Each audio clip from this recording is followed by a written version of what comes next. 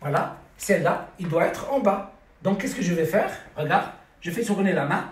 Nous avons V0, nous avons F magnétique dirigé vers le bas. Donc, le B, il est représenté par quoi? Il est représenté par un point. Donc, je vais mettre ici un point. Donc, la réponse. La réponse, c'est quoi? La réponse, je dessine, et je représente F magnétique, je représente, et B, j'écris une phrase. Dans cette phrase, en appliquant la règle de la main droite, en appliquant la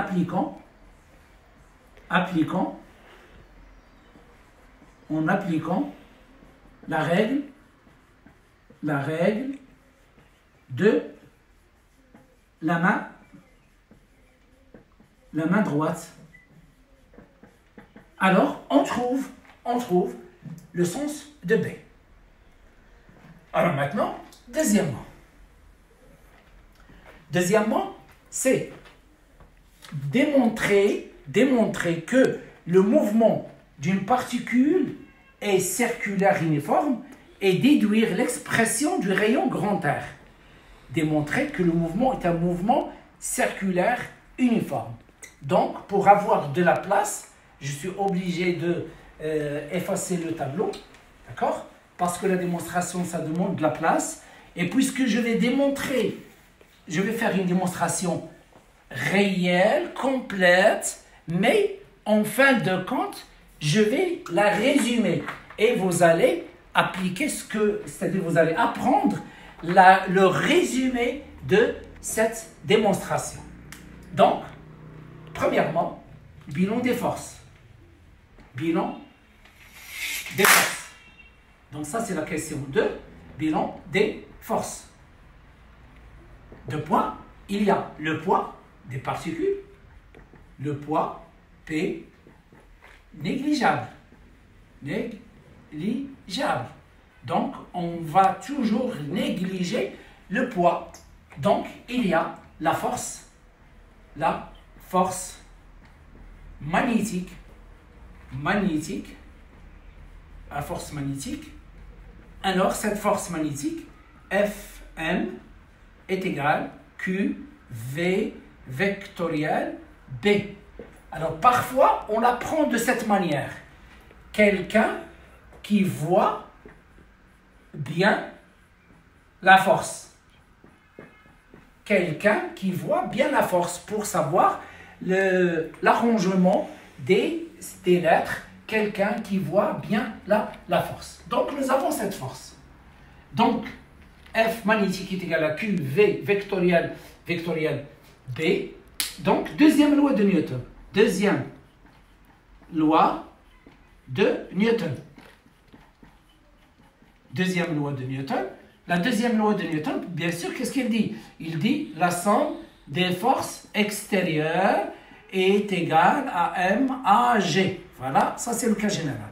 Ici, nous avons deux forces, mais la première force, elle est négligeable. Donc, nous avons seulement la force magnétique, elle est égale à MAG. Pour simplifier l'écriture, on va écrire MA.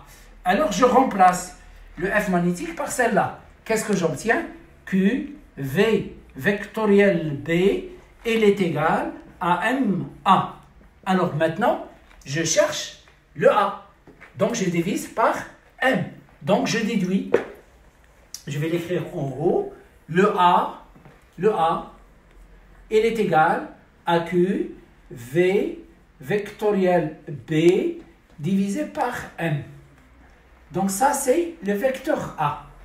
Donc, d'après cette relation, et d'après les propriétés du vecteur, d'après les propriétés du produit scalaire, je peux déduire les informations suivantes. A est orthogonale à V. Voilà, la première. Alors, la deuxième, A est orthogonale à B. Voilà, la deuxième. Et la troisième, le module de A. Le module de A, comme ça, il est égal à petit a, directement, est égal à la valeur absolue de Q fois V fois B divisé par M. Alors, ici, pourquoi j'ai utilisé le sinus? Là, le sinus, la valeur absolue de sinus alpha, il est égal à 1, car l'angle alpha est égal à plus ou moins pi sur 2, puisque le vecteur V il est perpendiculaire à B. Nous avons V0, il est orthogonal à B. Donc, nous, on va s'intéresser dans ce chapitre et dans cette partie seulement au cas où V0 est perpendiculaire à B. Alors donc, une fois que je trouve l'expression vectorielle de A, j'écris A perpendiculaire à V, A perpendiculaire à B, et le module de A est égal à la valeur absolue de Q, VB. Pour simplifier, alors on va mettre la valeur absolue seulement pour Q, V et B, ils sont positifs. Alors maintenant, pour démontrer que le mouvement est un mouvement uniforme, est un mouvement circulaire uniforme, je vais travailler avec celle-là. Pour démontrer que le mouvement est un mouvement plan, je travaille avec celle-là. Donc, nous avons A orthogonal à B. Donc, A orthogonal à V. Donc, deux vecteurs qui sont orthogonaux, le produit scalaire A scalaire V, il est égal à 0. Alors maintenant, on sait que A, il est égal à tangentiel fois U, plus A normal fois N. Et on sait aussi que V, il est collinéaire avec U, c'est égal à V fois U. Donc on va les remplacer. A scalaire V, il est égal à tangentiel fois U, plus A normal fois N, V fois U. Alors maintenant, je vais introduire le U à l'intérieur, c'est-à-dire je vais effectuer la distribution. Donc, A scalaire V, il est égal à tangentiel U scalaire U, plus A normal N scalaire U, fois V. Alors nous avons les deux vecteurs, U est perpendiculaire à N. Et les deux vecteurs, ils sont des vecteurs qui sont des vecteurs unitaires. Donc, U scalaire U, il est égal à 1. Et U scalaire N est égal à N scalaire U est égal à 0. Donc, celle-là, elle est égale à 0. Et celle-là, alors celle-là, est égale à 1. Qu'est-ce qu'il reste? 0 fois U, 0 fois A, 0. Donc celle-là est égale à 0. Donc 0 fois AN, c'est 0. Donc qu'est-ce qu'il reste? AT fois V. Donc je peux déduire que A scalaire V, il est égal à AT fois V. Et d'après cette expression-là, voilà, égale à 0. Donc, A scalaire V est égal à 0, ou A scalaire V est égal à AT fois V, donc AT fois V égale à 0. Maintenant, nous avons des particules. Les particules sont en mouvement. Et ils bougent. Donc, la norme de la vitesse, V, est différente de 0. Donc, qu'est-ce que je peux déduire? A tangentiel qui est égal à 0. Alors, maintenant, A tangentiel. A tangentiel, c'est quoi? C'est dV sur dt est égal à 0. Alors, qu'est-ce que je déduis? Que le vecteur vitesse V est égal constante. Constante. Puisqu'il est égal constante, le mouvement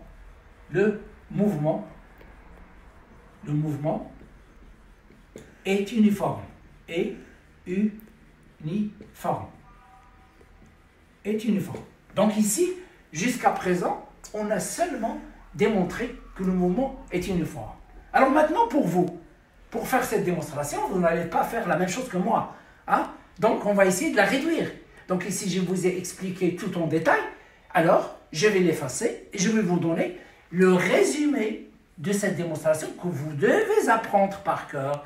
Et à chaque fois qu'on va vous demander de démontrer que le mouvement est un mouvement circulaire uniforme, vous allez exécuter le même travail.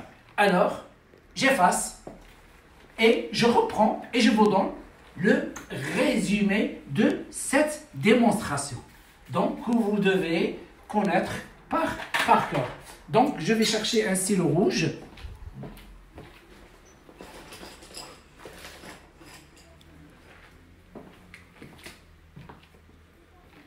Alors, donc je reprends. Nous avons, puisque, voilà le résumé, puisque A est perpendiculaire à V, alors A scalaire V est égal à 0. Et A tangentiel, qui est égal à dV sur dt, est égal à 0. Donc, V est égal constante. Constante. Le mouvement est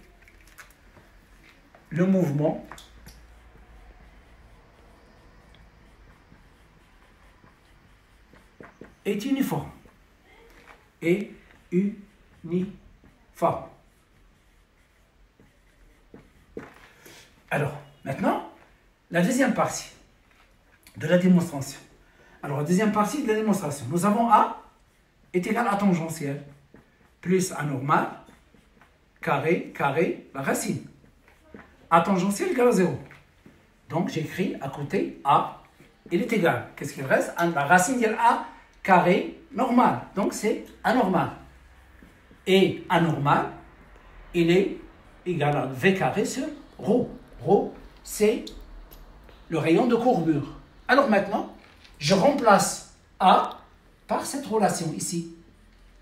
Donc, qu'est-ce que j'obtiens? La valeur absolue de Q fois V fois B divisé par 1 est égal à quoi? Est égal à V carré sur ρ. Je simplifie le V, donc j'obtiens la valeur absolue de Q fois B divisé par 1 est égal à V sur ρ. Alors, si vous voulez, j'inverse celle-là et j'inverse celle-là. Ça donne M divisé par la valeur absolue de Q fois B est égal à ρ sur V. Je déplace V vers le haut, j'obtiens ρ est égal à M fois V divisé par la valeur absolue de Q fois B. Et puisque ici le mouvement est uniforme et constante, alors cette constante est égale à quoi? Cette constante, elle est égale à, cette constante, elle est égale à V0. Donc, je peux remplacer, puisque V est constante, V égale à V1, V2, V3, V4 est égal aussi à V0. Je remplace le V par V0. J'obtiens M V0 divisé par la valeur absolue de Q fois B. Alors, j'ai trouvé une relation mathématique dans laquelle se trouve la masse. Masse, elle est toujours constante. V0, on a déjà démontré qu'elle est constante. La charge, elle est aussi constante. Le champ magnétique est uniforme, donc il est constant. Donc, je peux déduire ici que ρ est égal constante. Donc, le mouvement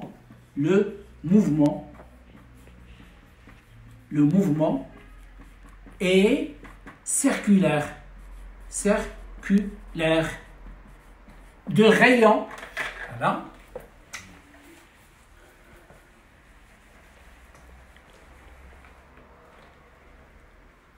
de rayon, grand R,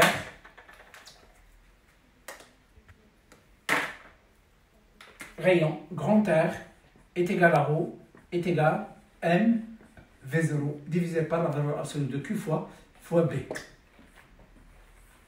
Dans n'importe quel exercice, vous allez exécuter la même démonstration. Et vous allez trouver toujours le R est égal à M V0 divisé par la valeur absolue de Q fois B. Alors, quelle est la différence entre un exercice et un autre? C'est l'expression ou bien la valeur de Q. Alors ici, on a démontré que le mouvement est un mouvement circulaire uniforme de rayon. R est égal à M fois V0 divisé par la valeur absolue de Q fois B.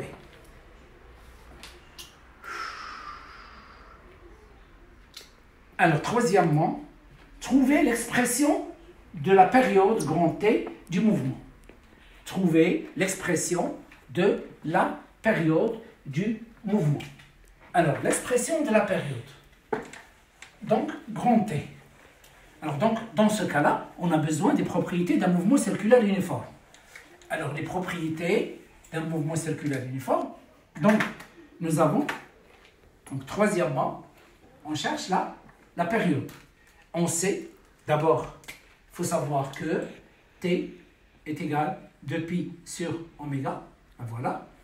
Il faut savoir que V est égal à R fois oméga. Voilà les expressions. Donc, alors maintenant, qu'est-ce qu'on va faire? Donc, nous avons V est égal à R oméga. Nous avons T est égal à 2pi sur oméga. On cherche le T. Donc, je vais remplacer oméga est égal à quoi? Est égal à V sur R. D'après celle-là. Je la remplace ici. T est égal à 2pi sur oméga est égal à 2pi sur V sur R. Le R, il va monter vers le haut. Donc, ça donne 2pi fois grand R divisé par V. Et puisque le mouvement est uniforme, nous avons V, il est égal à V0. Donc, je peux écrire le T, il est égal à 2pi fois grand R sur V0. Maintenant, je remplace le R par celle-là. C'est-à-dire, T, il est égal à 2pi sur V0 fois l'expression de R, c'est quoi? C'est M V0 divisé par la valeur absolue de Q fois B. Je simplifie V0. Alors, qu'est-ce qu'il reste? T égale, alors T est égal à 2pi fois M divisé par la valeur absolue de Q fois B. Voilà l'expression de la période. D'après cette expression, qu'est-ce que je peux déduire? Je constate que le V n'existe pas. Ce que ça implique que ça signifie quoi? Le V0, ça n'existe pas. Ça signifie que T il est indépendant de la vitesse d'entrée. C'est-à-dire si nous avons des particules qui ont la même charge, ou bien la même valeur absolue de la charge, ils ont la même masse, c'est-à-dire des particules identiques. Alors, ils ont la même période, quelle que soit la vitesse d'entrée de l'un ou de l'autre. Quelle que soit la vitesse d'entrée, il suffit d'avoir la même masse, d'avoir la même charge, donc ils ont la même période. Donc, c'est la période du mouvement d'une particule chargée. Alors, maintenant, on passe à la quatrième question. Les particules chargées. Les particules chargées, ce sont des ions isotopes. Zn, il y a Zn de plus A1Z et Zn de plus A2Z. Donc, la quatrième question, nous avons les ions, les particules, on a Zn de plus A1Z et Zn de plus A2Z. On les appelle des isotopes, c'est-à-dire ils ont même Z et des A différents. Alors, d'après l'exercice 4.1, trouvez la relation entre OM1 et OM2 et trouvez la relation entre T1 et T2. Ils nous ont donné la masse d'un atome, X à Z, il est sensiblement égal à grand A fois la masse d'un proton ou bien la masse d'un neutron, puisque on a la masse du proton, on va la prendre, est sensiblement égale à la masse du neutron. Attention, cette approximation, il est réservé seulement ce chapitre-là. Au nucléaire, on ne prend pas les masses du proton et du neutron, ils ne sont pas sensiblement égales, ils sont différents. Mais si l'exercice vous propose cette approximation, donc vous devez travailler avec.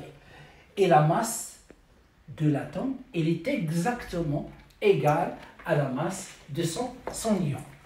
Alors, ils nous ont demandé de trouver une relation entre OM1 et OM2. C'est quoi M1 et c'est quoi M2? Donc, nous avons la région d'espace. Voilà. Donc, cette région d'espace, V0, il entre avec une vitesse V0. Donc, je vais tracer la trajectoire de chacune. Donc ici, nous avons certaines particules vont être déviées comme ça, et d'autres particules, ils vont être déviées de cette manière.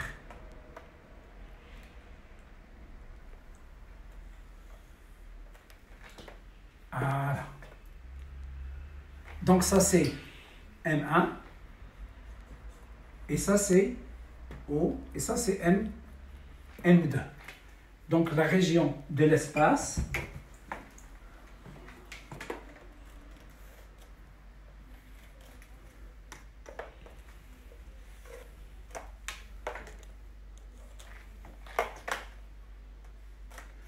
donc ici on a déjà vu le vecteur champ, nous avons des Q, les charges ils sont positifs, donc nous avons des ions positifs, donc charge positive.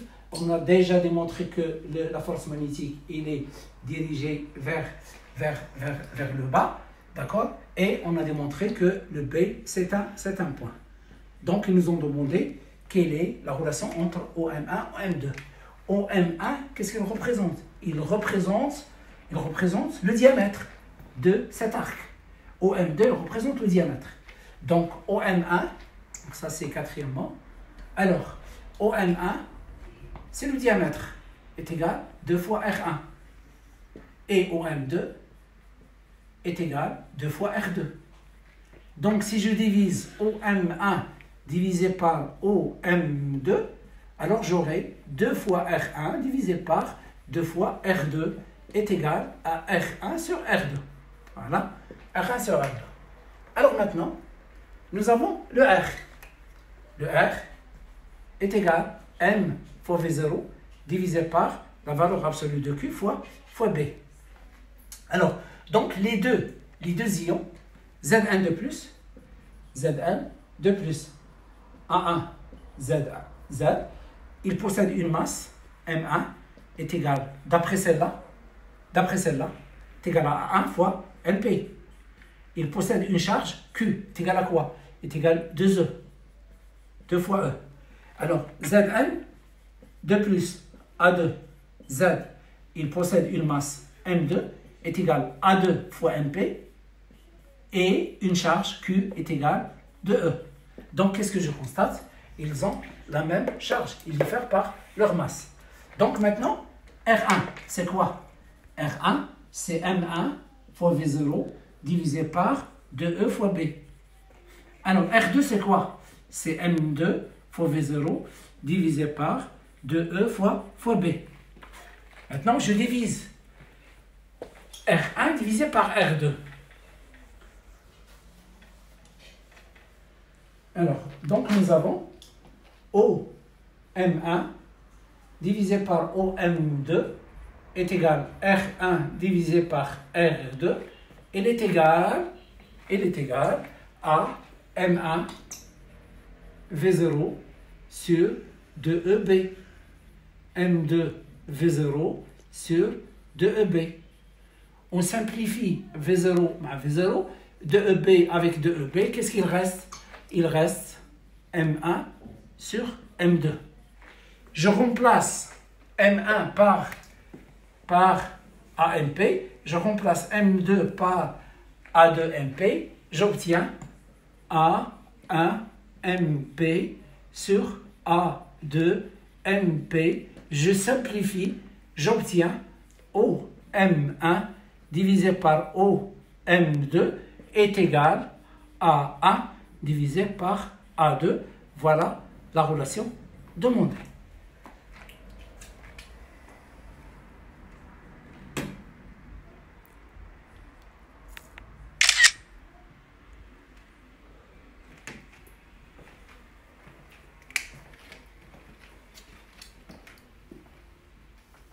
Alors il reste la dernière question, c'est-à-dire la question 4.2.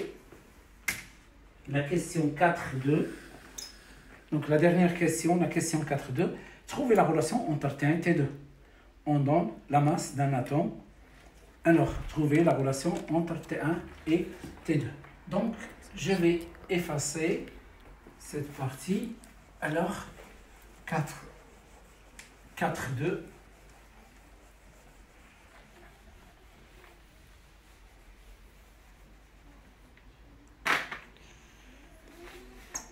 Donc, 4, 2. On a déjà démontré le T. D'accord? Donc, je vais essayer de le refaire. Alors, donc, essayer de le refaire. Puisque je vais le refaire d'une façon rapide. Regardez là. T est égal 2pi sur oméga. Est égal 2pi sur oméga, c'est quoi? C'est V0 sur R. R, il monte vers le haut, donc est égal 2pi sur V0 fois R. Je vais travailler avec cela, il est très simple. Donc nous avons T1 est égal 2pi sur V0 fois R1. Nous avons T2 est égal 2pi sur V0 fois R2. Je divise T1 divisé par T2. Donc, T2 est égal 2pi sur V0 fois R1, 2pi sur V0 fois R2. Je simplifie. Qu'est-ce que ça donne? Ça donne R1 sur R2. Et on a déjà trouvé R1 sur R2 est égal à M1 sur M2. Il est égal à 1 sur A+. Donc, nous avons T1 sur T2 est égal à R1 sur R2. Il est égal à OM1 sur OM2. Il est égal à A1 sur A2. Voilà l'expression. Et l'exercice est terminé pour cet exercice. Stop.